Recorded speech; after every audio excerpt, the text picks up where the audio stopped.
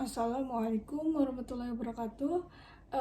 Di pertemuan pertama perdana, pada bab pertama kita akan membahas tentang dimensi 3 ya. Untuk dimensi 3 jadi terdiri dari yang pertama itu ada bangun ruang sisi datar ya. Ini SMP kelas 8 pernah belajar, dan ada bangun ruang sisi lengkung di SMP kelas 9 pernah belajar. Bangun ruang sisi datar itu terdiri dari kubus, limas, balok, dan prisma.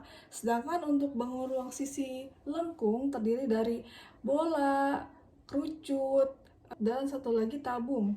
Ya, jadi kalau misalkan yang ada lengkungan itu dia masuk ke dalam kategori bangun ruang sisi lengkung. Nah, terus sebelum kita masuk ke dalam materi ini, kalian harus tahu dulu ya, ada yang namanya, pertama tuh ada yang namanya titik ya, itu dia harus pakai huruf kapital. Terus ada garis ya, garis itu kalau misalkan ini garis AB atau boleh garis L misalkan ya. Jadi harus pilih salah satu, mau bilang garis AB atau garis L. Kalau garis L ini harus huruf kecil ya, kalau misalkan garis AB harus huruf besar. Jadi untuk penulisan nggak boleh salah. Oke, terus kalau bidang ya kayak gini, bidang itu harus huruf besar ya, A B C D atau bidang alfa. Biasanya di sini misalkan ada bidang ini, bidang alfa gitu ya, jadi ini bidang alfa. Jadi untuk penulisan jangan sampai salah. Kemudian kita masuk ya, pertama kedudukan ya, kedudukan titik terhadap garis. Pertama, jadi ada titik yang terletak pada garis dan ada titik yang terletak di luar garis. Contohnya gimana? Misalkan tadi ini ada titik ya, nah terus dia tuh di sini garis gitu, ini A ya, ini titik A, ini garisnya garis CD gitu ya, gitu. Jadi dia A berada pada garis CD gitu. Nah terus kalau yang di luar garis gimana? Ya udah, misalkan ini B ya, ada di luar garis CD gitu ya, jadi dia ada di luar garis CD. Nah terus kalau misalkan contoh di sini ya, contohnya misalkan ini kubusnya ya, ini kubusnya misalkan A ya, kita lihat nih, A terletak pada AB, A terletak pada A titik-titik garis AB. Nah apa nih? Oh berarti karena A nya di sini ya, A nya di sini nih ya, ini AB berarti dia ada di pada. Terus yang kedua, terletak di mana garis GH. Nah, terletak di mana nih? Di luar atau dalam? Nah, terus ini E ya, ini E, dan di sini GH. GH berarti ada di luar. Seperti itu. Nah, terus yang kedua ini ada kedudukan titik terhadap bidang. Nah, ada yang sama ya, ada yang terletak pada bidang, ada yang di luar bidang. Ya, untuk contoh, misalkan di sini ada A terletak pada bidang ABCD kah atau enggak? Nah, berarti kan ini A nih. Ya, ini A, terus ini bidang ABC. Oh, berarti dia terletak pada ya. Gitu. Nah, kalau untuk yang F terletak pada atau di luar bidang CDHG. Yang mana? Terletak di mana nih? Kan dia F nih. Ya. CDHG ya. CDHG itu yang di belakang ya. CDHG tuh yang di belakang sini nih. Ya berarti F ini berarti dia ada di luar ya. Di luar.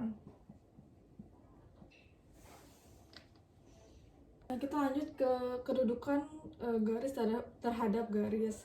Nah, ada sejajar, berpotongan, dan bersilangan ya.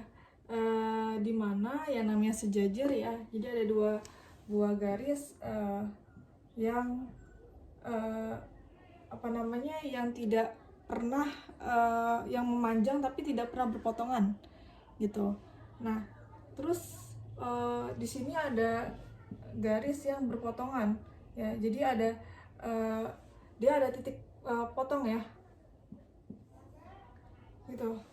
Nah terus kalau bersilangan itu dia tidak memotong dan juga tidak sejajar ya. Kalau bersilangan tidak memotong dan tidak sejajar. Oke, nah kita lanjut ke contoh. Di sini ada AB, hubungannya, kedudukannya apa terhadap BC. AB, ini AB nih ya, ini AB ya dengan BC. BC ini ya, ini AB, ini BC. Berarti apa nih? Ya ini sama ini berarti memotong ya. Jadi kan ada pertemuan ya di B nih, perpotongannya di B, jadi dia berpotongan. Kemudian AD ya, ini AD dengan BF. AD, ini AD dengan BF. AD dengan BF nih ya. Dia sejajar nggak? Ini di sini ya, ini di sini, di sini. Dia sejajar nggak? Enggak. Berpotongan nggak? Nggak juga. Berarti dia bersilangan.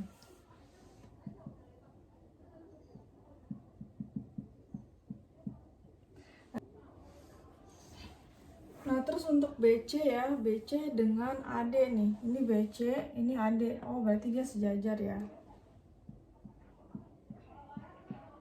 Gitu. Dan untuk kedudukan garis terhadap bidang, garis terhadap bidang di sini ada terletak pada, sejajar, dan menembus atau memotong ya.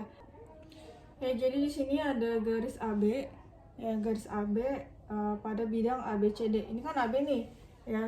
Nah bidang ABCD itu yang bawah ini kan, yang bawah. Berarti dia terletak ya.